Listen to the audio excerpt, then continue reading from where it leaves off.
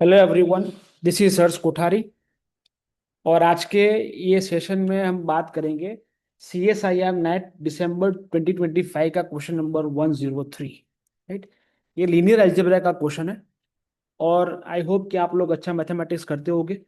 ये क्वेश्चन में मैंने देखा बच्चों को काफ़ी जेन्युइन डाउट्स है, ठीक है। और ये क्वेश्चन लेने का पर्पस ये है कि कुछ एग्जाम्पल आप डिस्कार्ड कर दोगे एग्जाम्पल के साथ, दैट आई एग्री, ठीक है। लेकिन कुछ यहाँ पे आपको थियोरेटिकल कॉन्सेप्ट पता होना चाहिए कि आप कैसे चीज़ों के साथ खेलोगे, ठीक है। तो कुछ इन्फॉर्मेशन ऑलरेडी दे के रखी है इन लोगों ने कि वी हमारा finite dimensional real vector space है और टी एक लीनियर ऑपरेटर है वी टू वी से। और इसके साथ एक चीज ये भी गिवन है कि T square is diagonalisable over R, ये दे रखा है। तो which of the following statements are necessarily true, मतलब क्या कौन से ट्रू होने चाहिए। The first one is if t is not diagonalizable over r then t square has an eigen value less than equal to 0। इसका मतलब ये है कि t square के पास एक ऐसी आइगन वैल्यू होनी चाहिए जो कि जीरो हो या जीरो से छोटी हो, माइनस में हो, ठीक है। एक एक ही बात की है। Second, if T square has only negative eigen values then dimension of v is an even integer.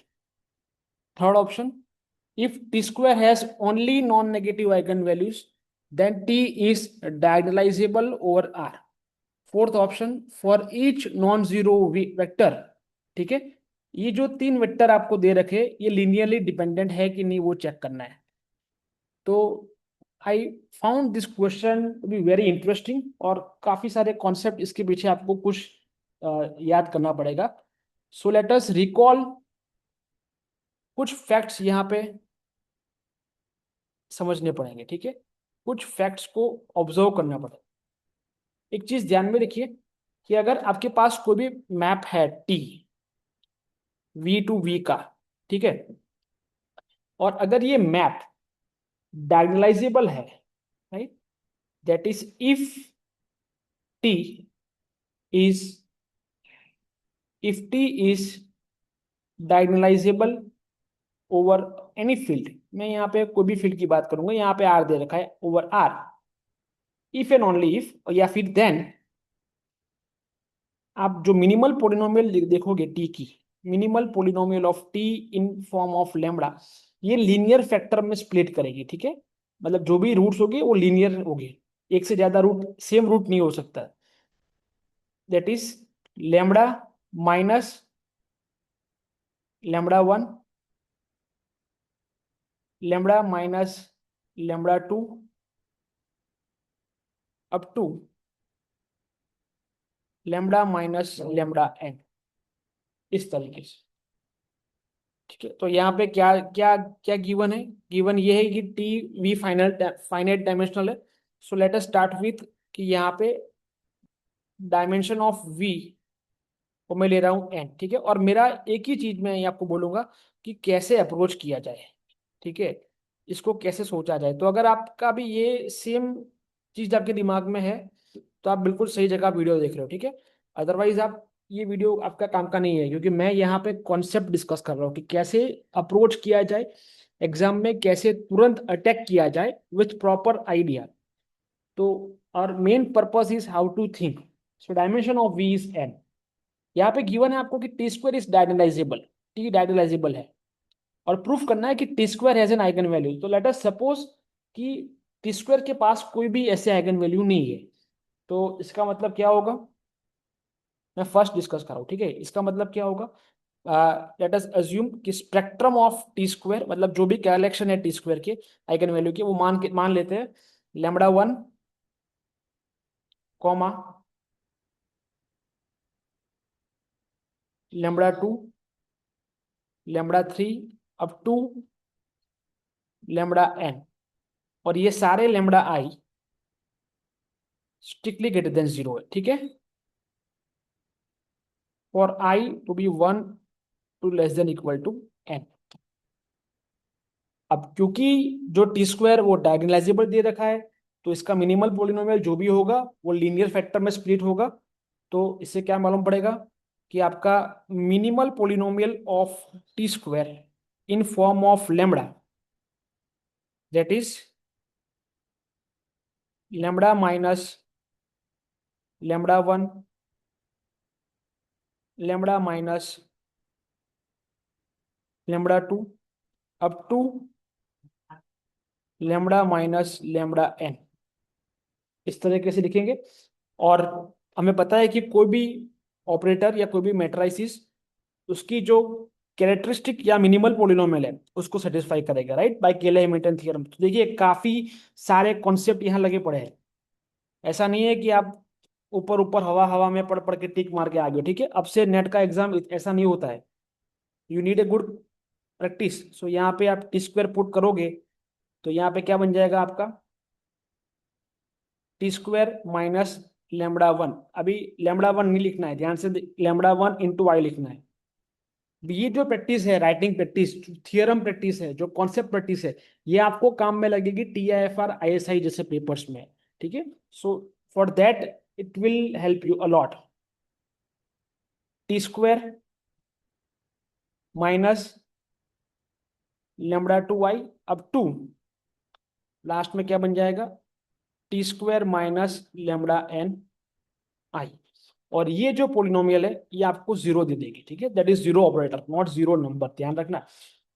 सो अगर आप मैं यहाँ पे पी ऑफ लेमड़ा सब्स्टिट्यूट करूँ तो क्या मिल जाएगा, तो यहाँ से क्या मिलेगा, P of T square is zero.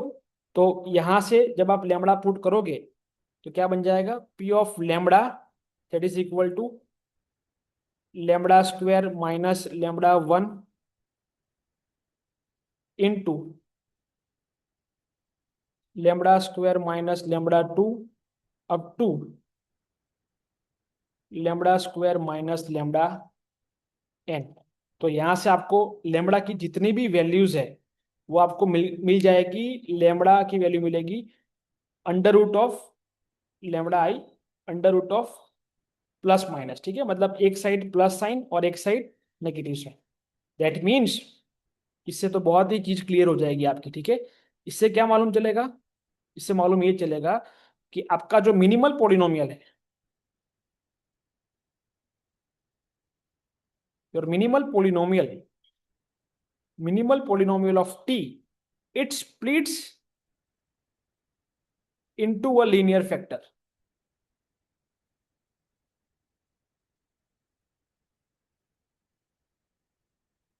That means T जो भी है is T is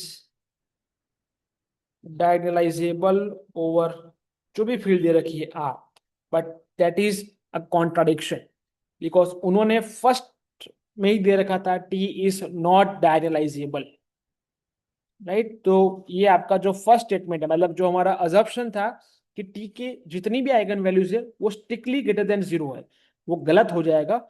and T square के पास एटलीस्ट एक आइगन वैल्यू तो होनी चाहिए जहां वो तो जीरो हो या जीरो से छोटी हो, ठीक है। So this statement is true. Second, if T square has only negative eigen value then dimension of V is an even integer. सोचिए कैसे करोगे इसको। अगेन ये काफी अच्छा क्वेश्चन है, ठीक है। सेकेंड में भी आपको थोड़ा सोचना पड़ेगा। अब आपको लगेगा कि ऐसे सीधे एग्जाम्पल से तो आप ट्रिक नहीं मार सकते, डिस्कार्ड कर सकते हो, ये चीज का ध्यान रखना, ठीक है। एग्जाम्पल लेकर आप कभी भी ऑप्शन टिक नहीं कर सकते, ठीक है। तो इसको कैसे अप्रोच करोगे, ओके देखिए, टी स्क्वायर के पास T square has only negative eigen value then dimension of V is an even integer. तो मान लेते हैं कि टी स्क्वायर की जितनी भी आइगन वैल्यूज है, लेट अस से टी स्क्वायर के पास जितने भी आइगन वैल्यू है, राइट, वो सभी के सभी कैसे हो जाएगी। चलो देखो, टी स्क्वायर के पास कौन सी आइगन वैल्यू मान के चलते हैं, let us assume T square के पास आइगन वैल्यूज है lambda 1, lambda 2 up to lambda N, और ये सभी नेगेटिव है। तो मैं ऐसा लिख रहा हूं कि lambda I is same as minus time mu of I, ठीक है। और mu of I strictly greater than zero. तो इससे आप एक चीज नोटिस कीजिए कि डिटर्मिनेंट ऑफ टी स्क्वायर क्या निकल के आएगा यहां से, डिटर्मिनेंट ऑफ, ये क्या मिल जाएगा, that is same as λ1 into λ2, λ1 into λ2 into λ3 up to λn। और यही λ1 आपका क्या हो जाएगा, minus time μ1 into minus time μ2 up to minus time μn। तो ये क्या बन जाएगा आपका, -1 to the power n into μ1 μ2 μ3 up to μn। ठीक है, μ1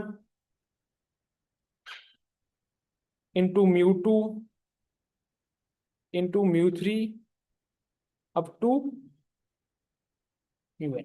अब यहां से एक चीज आप नोटिस कर सकते हो, therefore determinant of T square अब वही हो जाएगा डिटर्मिनेंट ऑफ टी स्क्वायर। ठीक है, ये प्रॉपर्टी है, that is same as -1 to the power n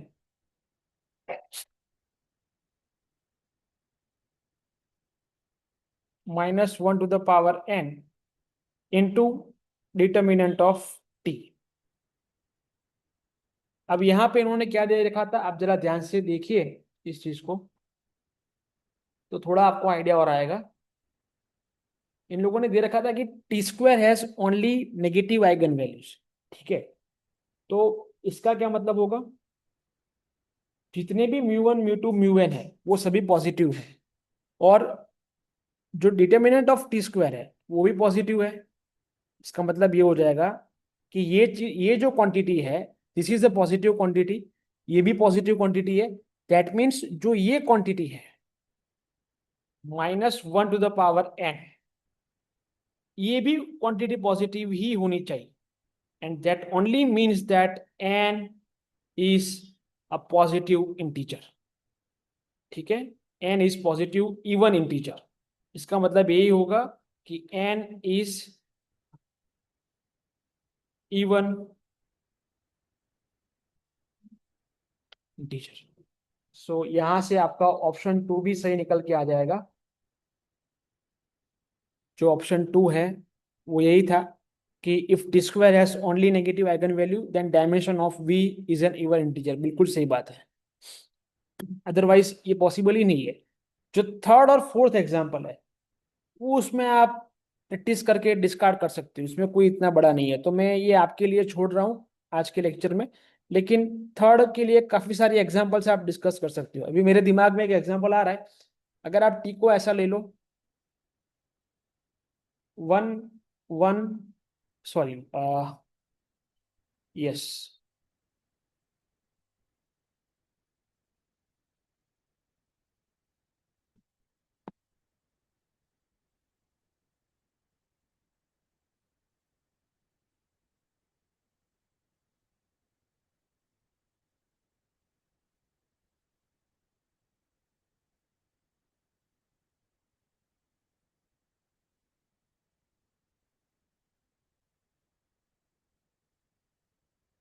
okay. अभी आप टी को आप अगर ऐसा मैट्रिक्स ले लो, 1 1 0